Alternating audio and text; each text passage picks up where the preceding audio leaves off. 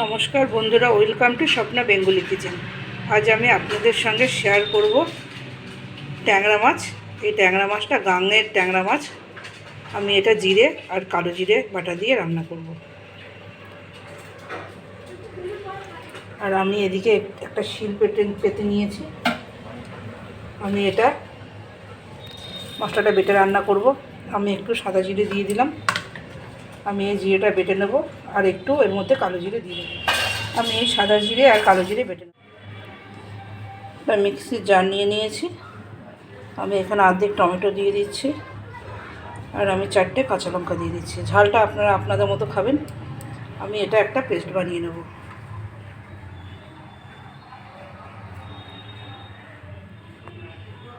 একটা কড়াই বসিয়ে দিয়েছি। আমি এখানে সর্ষের তেল দিয়েছি আর আমি যেই বাটাটা করে রেখেছিলাম জিরে আর কালো জিরে আর এখানে টমেটো আর কাঁচা লঙ্কা আমি এটা মিশিয়ে দিচ্ছি।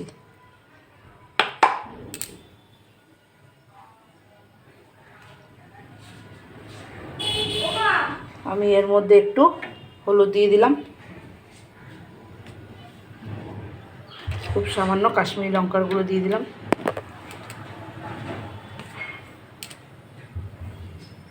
আর ওতে আমি লবণ দিয়ে দিচ্ছি।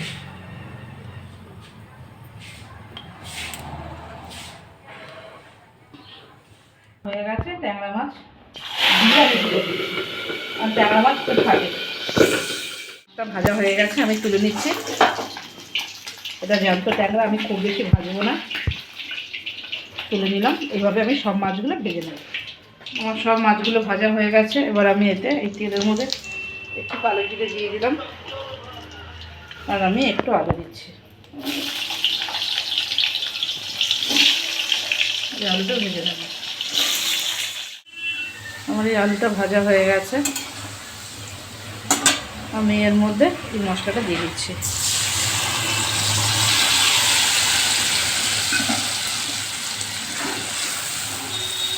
এই রান্নাটা হালকা কালো হবে, যেহেতু কালো জিরে বাটা দিয়েছি, কিন্তু খেতে খুব টেস্ট হবে। এখন তো প্রায় কালো জিরা বাটা কেউ খায় না, দেখাই যায় না, কিন্তু খেতে খুব ভালো হয়। এবার মশলাটা ভালো করে কষিয়ে নেব। ভাজতে ভাজতে মশলাটা দেখুন হালকা কালচে হয়েছে। এটা কালো জিরে বাটা দেওয়া আছে, এর জন্য হয়েছে, কিন্তু খেতে খুব টেস্ট হবে। অন্যদিকে আমি একটু জল গরম করে নিয়েছি। আমি একটু গরম জল দিয়ে দিচ্ছি।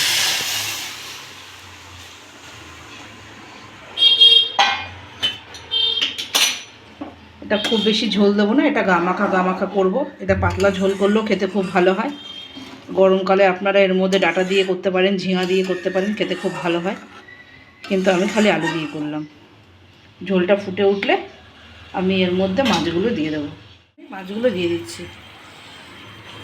প্রতিটা মাছ ডিম ভরা। এই ট্যাংরাগুলো খেতে খুব স্বাদ।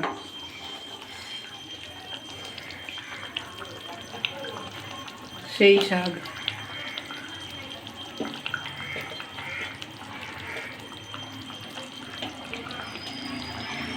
আমি মাছটা দিয়েও আরও 2-3 মিনিট ফুটিয়ে নেব।